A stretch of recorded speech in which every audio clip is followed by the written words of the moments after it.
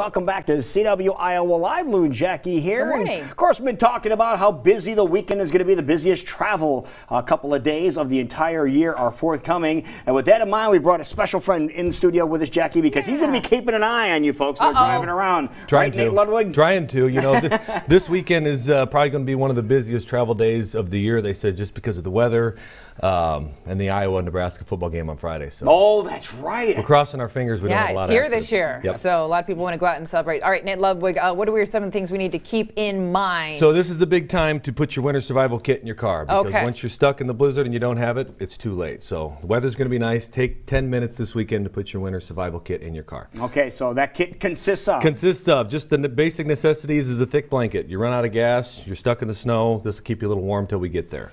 Something to drink, something to eat, maybe an emergency kit of some sort, first aid kit, but the most important thing nowadays we tell people is this thing right here, a cell phone charger. Mm-hmm. A cell phone charger. Cell phone charger. Besides using the car, or one that the car does facilitate? Because when you get stuck in the snow, a lot of times we'll pull up to people that have been sitting there for an extended period of time in a blizzard and they can't call out because their phone's dead. So keep this in your car. This is just the simple, you can get a car charger or this apparatus that plugs into your cigarette lighter, your 12-volt lighter, and a car charger to keep that phone charged, because without a fully charged phone, you've got no connection to call us to let us know you're stuck, or for a passing motorist to call and let us know you're stuck. Yeah, what is the number one thing that is most frightening, being on the roads the way you guys are on the roads? What's the most frightening thing of all?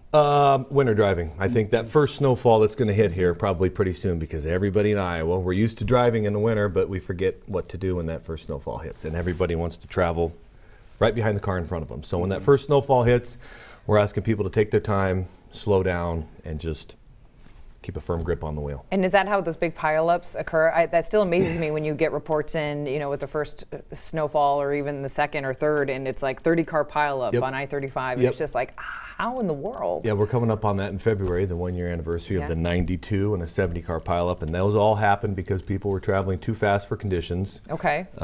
Looking at their phone, not paying attention to the road conditions, and following too close behind the car. Now, is that still the number one issue that you have, is people looking at their phones while trying to drive at the same time? Still an issue. I just ran the numbers the other day, and it's still comparative what it was a year ago, so we haven't made much of a progress when it comes to texting, because you can pull up to any stoplight here in the metro, look to your left now, and right. let's clarify that, because there are some people that argue, they say that if I'm not moving, then I can look at my phone. And we had an argument about this about 2 weeks ago. Yep, and I put that a couple times on our Facebook page. As long as you are on the travel portion, it doesn't matter if you're stopped or moving, you can't be on your phone. So I see it all the time out in Waukee. Parents that are on the travel portion of the road waiting to pick up their kids from school, and everybody's doing this.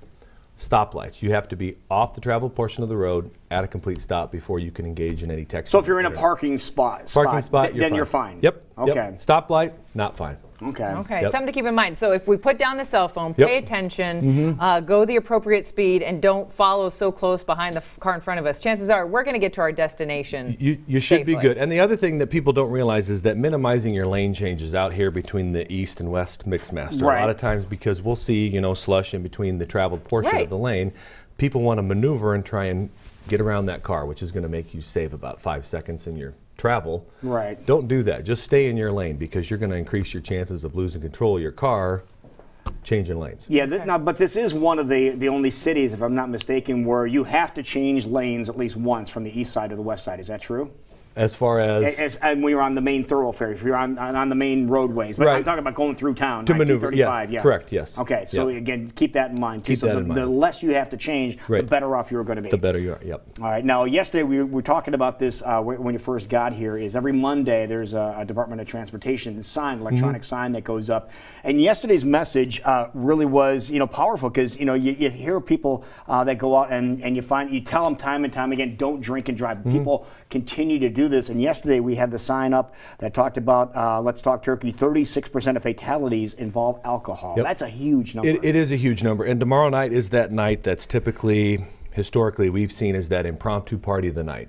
College kids come back to their hometown, they party. We've had a lot of OWIs on the night before Thanksgiving because everybody's back in their hometown. Right. It's not like New Year's where you plan ahead.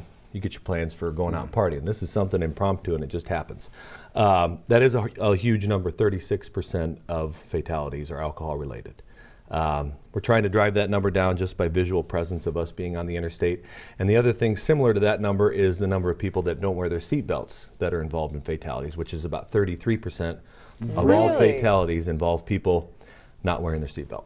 Wow, that, to be honest with you, Department of Transportation, that, even though, it's supposed to be a holiday, it's happy, that might not be a bad message to pop up on the signs over the next couple of days. Right. Both those things. And we have one of the highest compliance rates in the U.S. 94% of people really? Yeah. wear seatbelts, but it's that 6% that don't account for, a third of the fatalities. Okay, now you mentioned you guys are going to be out in force coming up over the next several days. Could you tell us exactly where you're going to be located? Yeah, just so we can tip people. No, seriously, this is for your own safety. And we're not just, selling you wolf tickets here, as my old radio partner used to say. This is real. We want you to be safe out there, right? Right, we do. Like I said, Friday is going to be a mess with the 11 o'clock kickoff in Kinnick Stadium. Yeah.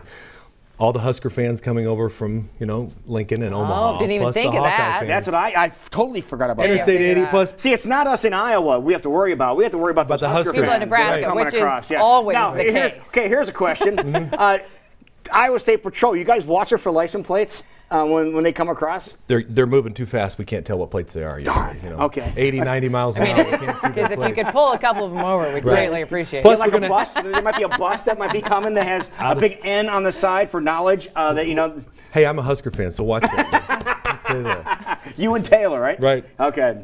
So and the other thing is the Black Friday shoppers will be out, I'm sure, at 4 a.m. bright and early, So yeah. it'll be a mess. So take your time, let that turkey settle in, watch the alcohol consumption, and get to your destination safely. All right, let's go back to the essentials that you want to think about putting in your car right now. It's one thing to be able to take care of yourself, but if you're traveling with others, kids, you want to make sure they're staying safe as well. Yeah, make sure you have something to eat. And we don't see people stuck in a blizzard like we used to long ago, just because of the cell phone communication and people out there. But make sure you got a blanket, something to eat for your kids, something to drink, a sand tube or something that gives you more traction in your trunk, safety kit. But like I said, most of all, this is that charging thing, even the little portable ones. Leave it in your car where it's going to stay because you're going to have a fully powered cell phone all the time. Okay. How many rescues do you guys do on average, do you think? In those big snowstorms, and the big thing we want you to listen to is that when the DOT and the Iowa State Patrol says that travel's not recommended, it's not a statement. It's a firm recommendation. Don't travel. So we get people out there, and that's the frustrating part about our job is in a blizzard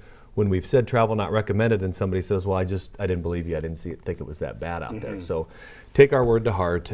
We do see a couple of those rescues a year, but they're kind of minimal compared to what they used to be. Okay. Yeah, again, just to be safe. And on behalf of everyone watching, thank you, folks, for doing what you do out on the roads. You betcha. It's comforting, honestly, it's comforting knowing that you're out there in case anything does happen, that you'll be able to there for our assistance. Thank you. That's wonderful. Thank you, and happy Thanksgiving. Happy Thanksgiving to you guys, we want too. everybody to have a safe and pleasurable holiday traveling time as well. So that's why we're talking about things like this morning. Yeah, there's your trooper tips from our good friend Nate. Again, even though he's a Husker fan, he's a good guy. And Are you seriously a Husker fan? And a Hawkeye fan, too. Right. Okay. Jeez, we got to talk.